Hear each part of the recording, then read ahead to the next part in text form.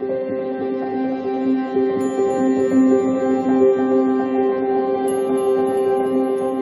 beautiful Pisces, and here we are on Spiritual Message Day from Spirit.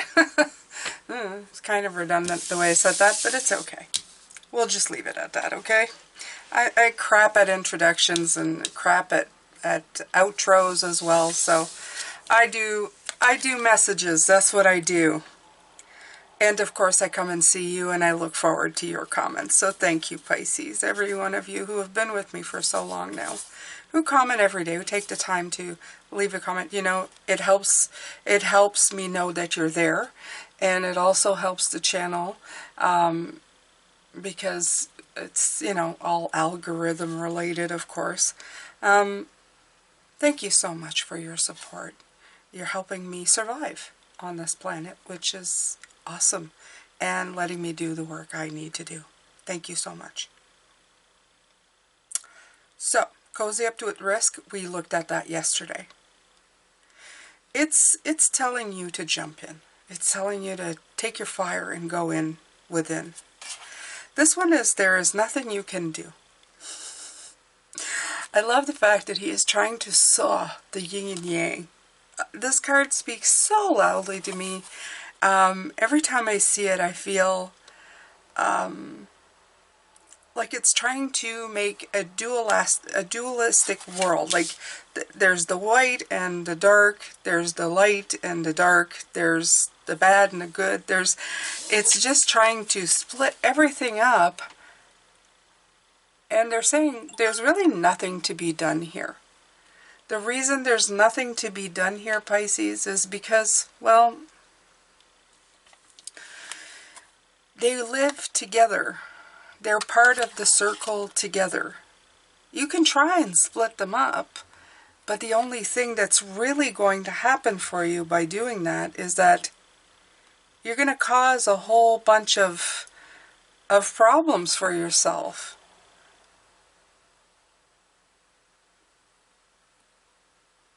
Why not look at them as a whole, as one? Even this stepping into your fire, the thing that scares you. Why is it so important? Why is it part of your life right now? Why is it right here? Why is it beckoning you to do this? Is it separate from you? Is this really a new thing?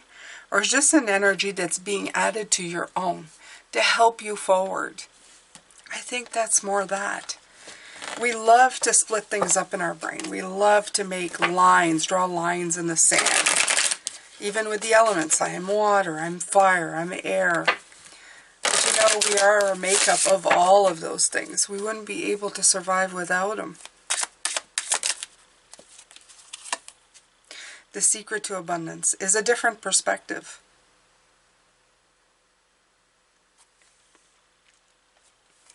It's always about seeing things in a power mode, okay? The yellow is for your solar plexus, it's your powerhouse. Along with the the sacral chakra, which is your power, your sex drive, all of that. It's really these two together, very close to each other. They make up what propels you forward, okay? What gives you that momentum. They're fearless. It's when we get to the other parts, the more vulnerable. They're vulnerable, but they're strong, but they're the ones who, I would call them more second guess. Your chakras, your upper chakras, second guess. Your voice can shut down. Your heart can shut down. Those are the ones that kind of always, I feel like they're controlled by the mind. The mind's always saying, be careful. Be careful. These are the powers within you that help you get something done. Okay? The more that you try to pick them apart, the more you are separating yourself from the abundance that you can feel in your life. Don't split things up. Don't try to tear them apart. Don't try to put them all in different boxes. They really want you to let yourself sparkle and shine. And then when something tries to add in, when you feel the energy of fire coming in, okay, because you already have the energy of fire, this is how you've gotten here so far. But when it's like super peaked right at the moment and it's really beckoning or knocking on the door, it's time for you to invite it in. Not separate it like, oh, this is new and it's really not part of me. We're part of everything. We just like to separate things. We like to put them in little compartments. But really, that's just an illusion, okay? That's just an illusion. The abundance is seeing the difference between things. I remember reading this story a while back, and I'm just going to take a look here because I remember this. Inside a magical treasure chest, gold coins swap stories. One coin tells how a man foolishly dropped her down a drain, then cried instead of trying to get her out. Later, an enterprising little girl used string and chewing gum to fish her out. The coins remember how this girl saved them along with many others, and eventually bought a house. As all coins desire to be well spent, they agree that she was indeed a wise person. Okay. So, again, they're talking about gratitude. They're talking about not giving up on things. Okay? His perspective is it's lost and I can't get it anymore. Her perspective was like, how can I work with this or around this or find a solution to this and use it to increase my power? It didn't become an obstacle. She didn't separate it from herself. She just continued on her path and found a solution. Okay? It can be told as a story about a solution.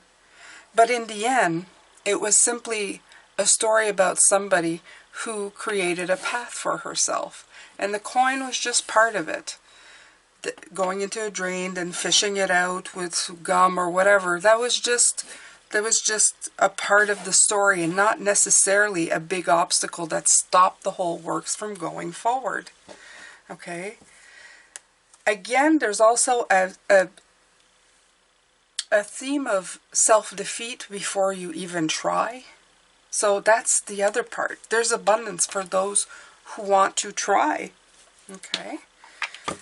I feel like pulling from the 4 agreements. Let's see here.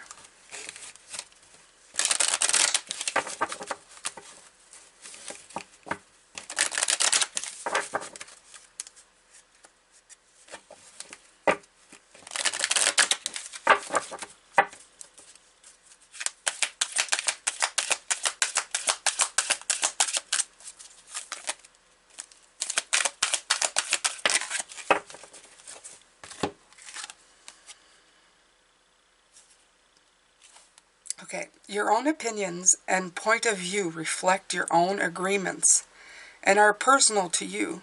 It is no one's truth but yours. Don't take anything personally. Your truth is personal to you. All right.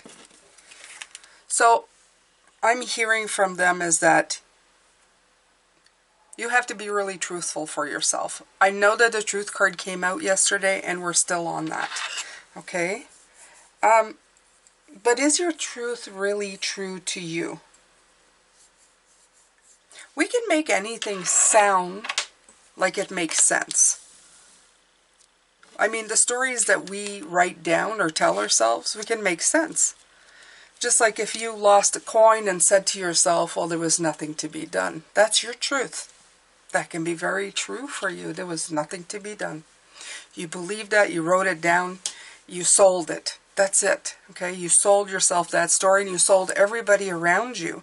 This one, is that the story you want to tell yourself?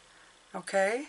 It's your own opinions and point of view reflect your own agreements and are personal to you. It is no one's truth but yours. So what is your truth? That's what I want to know. What is your truth? What are you telling yourself? What story are you weaving? Is it one of success?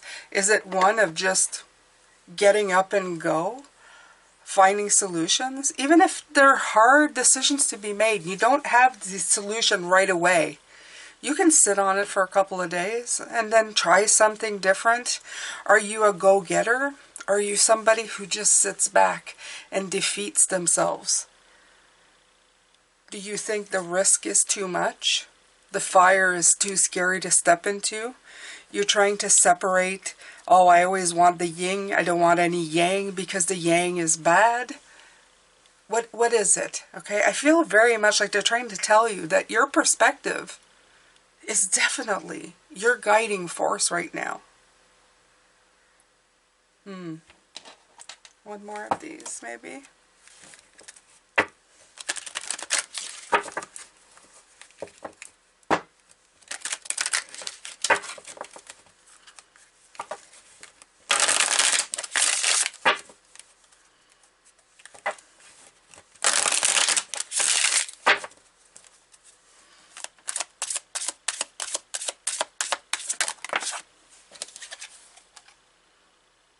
Perfection. Yeah, that would be the other one.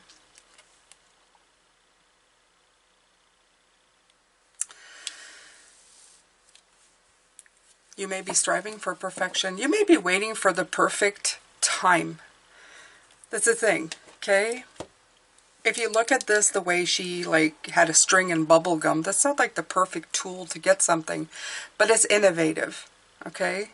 Maybe you were waiting for something more, I don't know, like a stick with little clippers, or you figured I don't have the right tools instead of inventing them, even though they may be crude, okay? So this is an example of things. Are you waiting for the perfect conditions? For things to be absolutely perfect before you do something? Okay, I'll give you the example. When I started this channel, I wasn't sure about everything, and even now and then I change things. I'm not sure that everything I'm doing is going to stay this way. I might tweak it here and tweak it there, but at the beginning it was very hard for me to begin because I wanted everything in place before I started. I wanted the perfect tablecloth. I wanted the multitude of cards. I wanted the perfect lighting and crystals and this. I did not have all of that when I began, because Spirit told me begin and the rest will come. And it became incredibly fun to tweak and change and look and just do. But I had to start with what I thought was crude and just maybe no flair, no way of presenting, no way of really doing a reading, but I knew that it felt good from within. And that propelled me. Once I began, I realized it was a lot easier than I thought, even though in my mind I kept thinking, well, I don't have a lot, but I have enough. And the rest will come. It will follow. Don't wait for perfection. Cozy up to risk. I risked it. Even though it's not that big of a risk. I could either succeed or fail. And it failed a lot in my life, or at least I was expecting failure a lot in my life. And that is something else as well, Pisces. Okay? When you become ingenious in the way you think of things, when you don't wait for perfection to arrive, you don't cancel yourself before you begin. Cozy up to the idea that you're going to work your way through the different angles and the imperfections that you may perceive. And let yourself follow through. Okay? Alright, so I'm going to use the Spacious Tarot.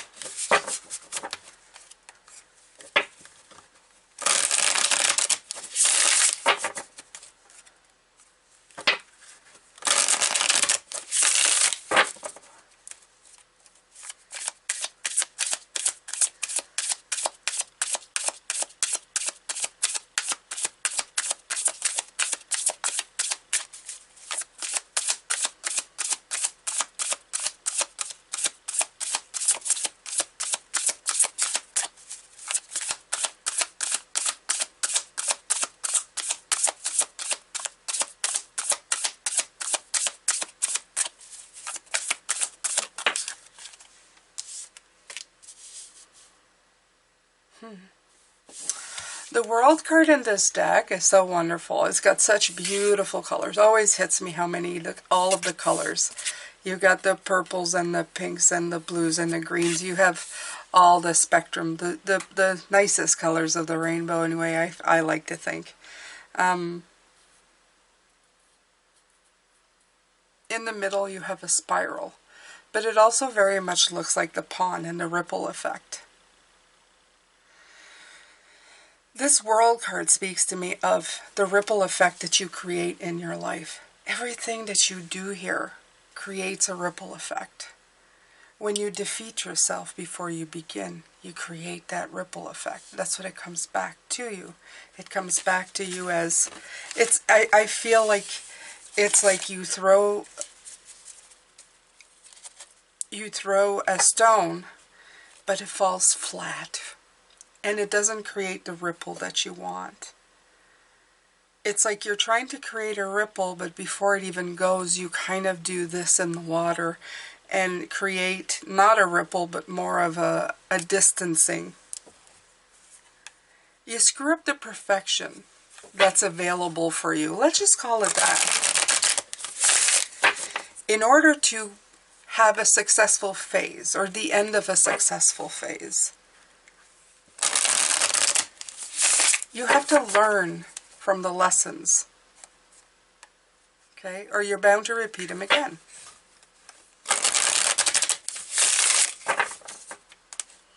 The great thing is that you're always able to start again. You don't need to worry about that. You just need to realize when you're repeating something.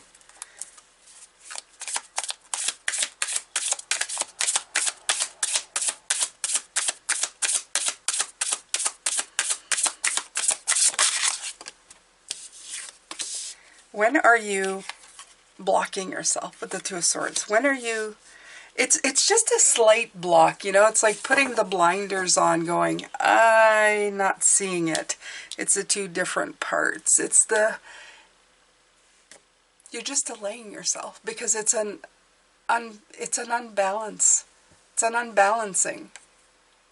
You're creating a standstill by screwing up the ripples in the water here. That's all you're doing.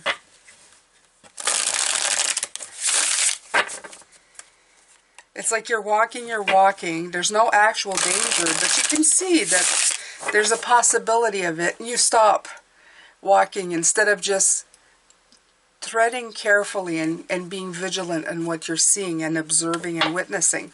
You're creating a block. Do not go forward, do not pass. But it's you, it's your own. Temperance. A lot of dual. The darkness and the light. And there's also that fire, that cozying up to risk. You feel the heat coming up in this Temperance card. You feel the heat, and it worries you a little bit.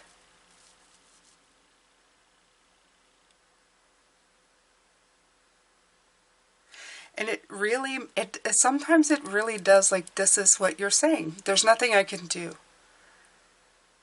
There's nothing I can do to stop myself from feeling this way. And that's another lie. There's plenty you can do. You can look at things objectively. You can look at things with a different perspective.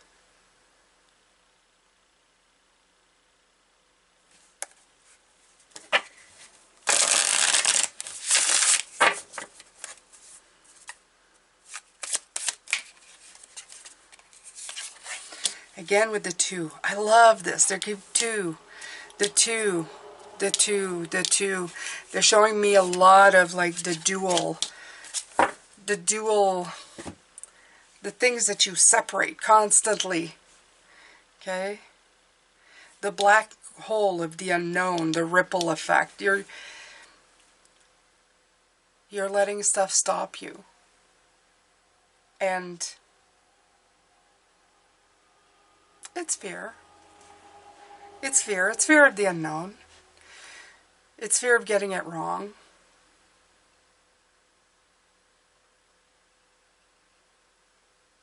The Ace of Cups is letting me know, though, that there's beautiful fresh start waiting for you. Okay? For everything. For abundance, for love, for friendship, for spiritual growth, for anything that you are looking for. And again, if you're able to walk into this new perspective, this new objective way of thinking, this new way of observing and witnessing, there's so much opening up for you. The cup will overflow with new potential and new opportunities.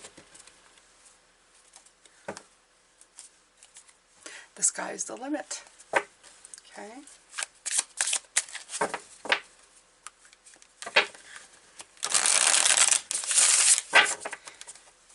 It's too late. I already shuffled it, but I did show you the starter underneath the deck.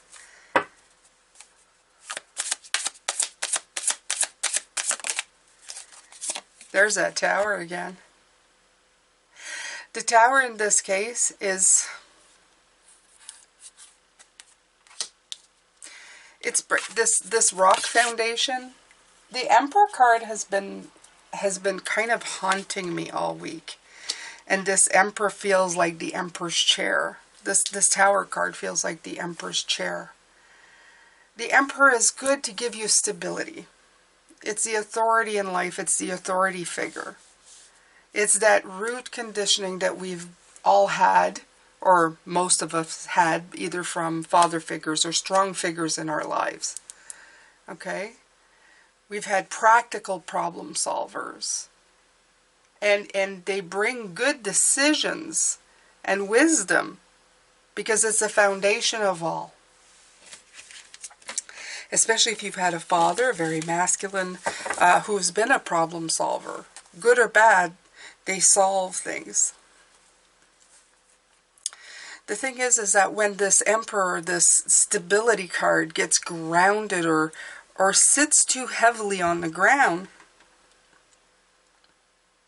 it starts putting a weight on your energy and on your system that really causes a lot of discomfort and pain where the rest of your chakras is involved.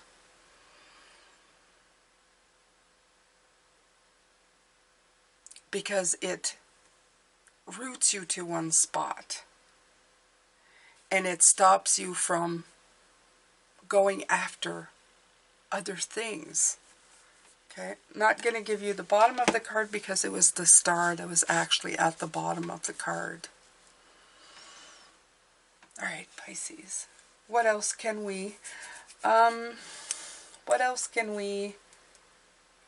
look here? How about wisdom of the hidden realms? Hidden realms. I love that because hidden means that we're gonna take a look at what's hidden.